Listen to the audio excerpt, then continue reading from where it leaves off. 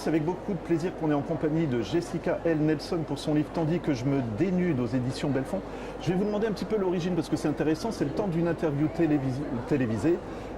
Une romancière qui est venue présenter son livre réfléchit un peu à sa vie finalement. Comment vous avez abordé le sujet? En fait, j'avais envie d'écrire un roman sur les illusions, sur les apparences, sur les faux semblants, sur le besoin de paraître, sur le besoin ou en tout cas l'exhibition. L'époque dans laquelle on vit aujourd'hui s'exhibe beaucoup. Voilà. Et donc je tourne autour de ces thématiques depuis très longtemps. Et c'est vrai que le monde de la télévision, je le connais un petit peu. Je ne connais pas la télévision que je raconte dans le roman parce que c'est une satire et que c'est un petit peu grinçant. Mais puisque je tourne autour de ces thématiques, quoi de mieux que de poser l'action sur un décor comme celui d'un plateau de télévision. Donc c'est vraiment comme ça que ça m'est venu. Au démarrage, j'avais pensé installer l'action dans une salle de classe parce que c'est un roman sur le regard aussi, sur comment est-ce que vous regardez l'autre, comment est-ce que l'autre vous renvoie une image de vous-même et comment est-ce que parfois le décalage qu'il y a entre la perception que vous avez de vous et ce que l'autre vous renvoie conduit à des situations étonnantes.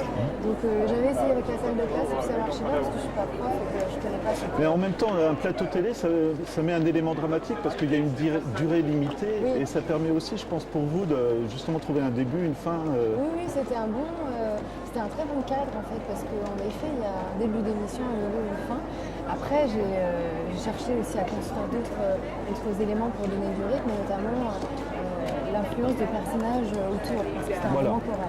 Alors on va le dire, il y a les gens qui regardent, on en parlera après, mais il y a les invités sur le plateau, il y a un acteur, il y a un politicien, il y a le présentateur et il y a le guignol, on va dire, je ne sais plus son nom, mais enfin, comment on le présente. Mais le bouffon. Voilà, le bouffon, mais ça vous intéresse. C'est intéressant aussi parce que on va expliquer, on est dans le monde intérieur de chaque personne, chacun son tour, et c'est très dramatique sur le plan dramatique au sens de, vous l'avez bien écrit quoi. C'est dramatique peut-être parce qu'il y a du suspense, voilà. Parce qu'il y a une menace qui plane au-dessus de la tête de cette jeune femme qui vient donc sur le plateau de télévision pour parler de son livre. Et il y a une menace qui plane au-dessus d'elle, il y a une épée de Damoclès, elle n'est pas sûre de savoir exactement d'où vient la menace, mais il y en a une, et elle sait à la fin de l'émission, le coup de feu sera tombé. En tout cas, elle l'imagine. Et c'est vrai que je ne pense pas que ce soit un roman tragique, non. Un roman à suspense, ou peut-être une satire un peu grinçante. Et où les masques tombent finalement aussi. Et où les masques tombent, bien sûr. Et en fait, chacun de ces personnages, ce qui était très important pour moi, c'était qu'ils aient tous un lien entre eux. Un lien même très fin ou très subtil. Enfin, subtil, non, je ne vais pas dire vraiment subtil. Mais en tout cas, il y a un lien entre tous les personnages. Et il fallait pour moi aussi qu'ils arrivent à explorer le temps de cette émission eux-mêmes, quelle est leur part d'ombre et de lumière et pourquoi ce besoin d'exister dans le regard de l'autre. C'est ça qui est intéressant, c'est le regard et le jugement aussi. C'est une belle analyse. Comment vous avez procédé en choisissant le politicien qui sait qu'il est aussi un personnage quelque part, l'acteur qui est un vieux beau qui en a un peu conscience aussi, et l'écrivain qui a un lourd secret en plus. Donc je trouve ça, voilà, je vous envoie des fleurs, mais je trouve ça vraiment, toutes ces personnalités, vous les avez trouvées tout de suite ou comment ça s'est passé? En fait c'est arrivé assez vite. J'ai mis 10 ans à l'écrire ce roman. Je suis un peu lente. C'est arrivé tout de suite, 10 ans. J'ai mis 10 ans à tourner autour. Voilà.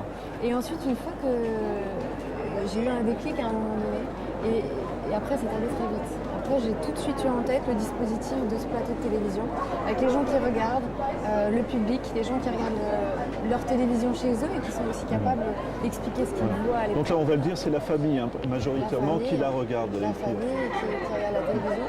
Et c'est vrai que chaque personnage était assez évident. Après, j'ai supprimé aussi quelques personnages qui me sont venus comme ça sous la plume et que, à la relecture, je trouvais en trop.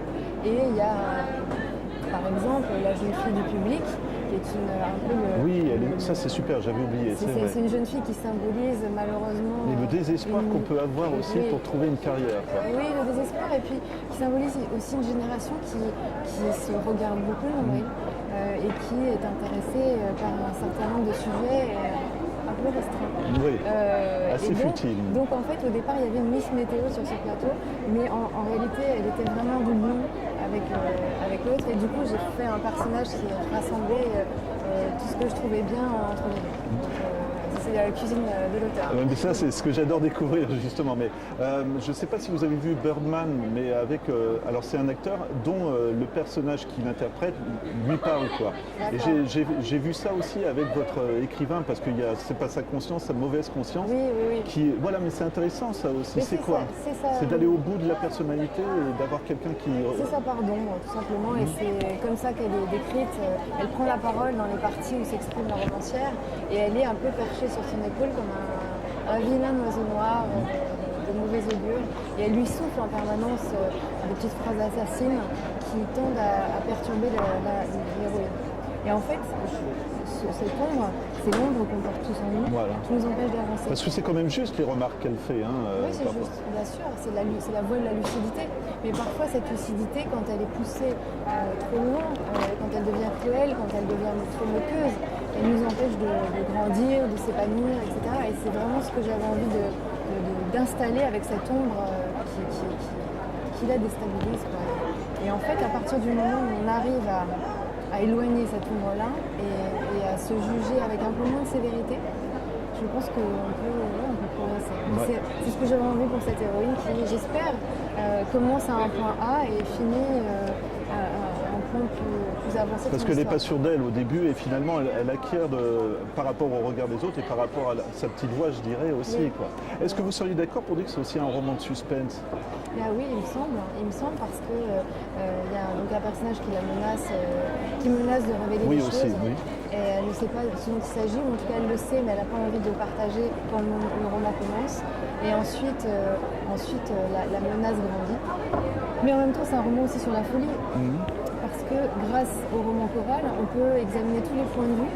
Et donc, ce qu'elle va nous raconter, de ce qu'elle pense se passer sur le plateau de télévision, c'est pas forcément ce que les autres entendent et voient. Et notamment quand elle est un peu exaspérée parce que le présentateur se trompe vraiment tout le temps. La jeune fille du public, quand on entre dans son chapitre et qu'elle prend la parole, va dire oui, non, mais quelle cruche, là, elle s'est drapée dans sa dignité, le présentateur s'est trompé une ou deux fois de prénom, mais ça va, c'est pas dramatique. Donc c'est vraiment les différences de perception que nous pouvons avoir les uns et les autres d'une même situation.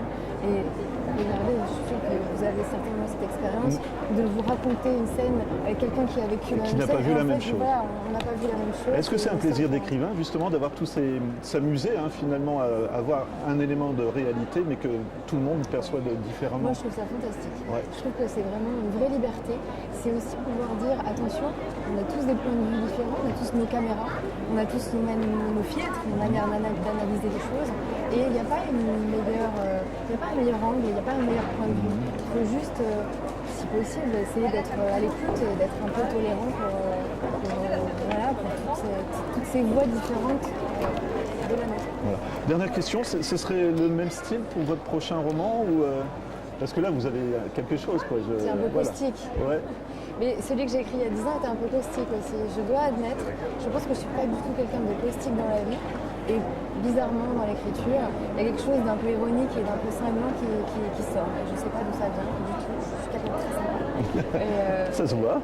Et du coup, le prochain, je ne sais pas parce que y en a deux qui sont dans ma tête et qui sont pas encore. Je n'ai pas encore décidé lequel viendra en premier. Il y en a un où ça peut s'y prêter et il y en a un autre où pas du tout. Donc ça dépend en fait. Ça va.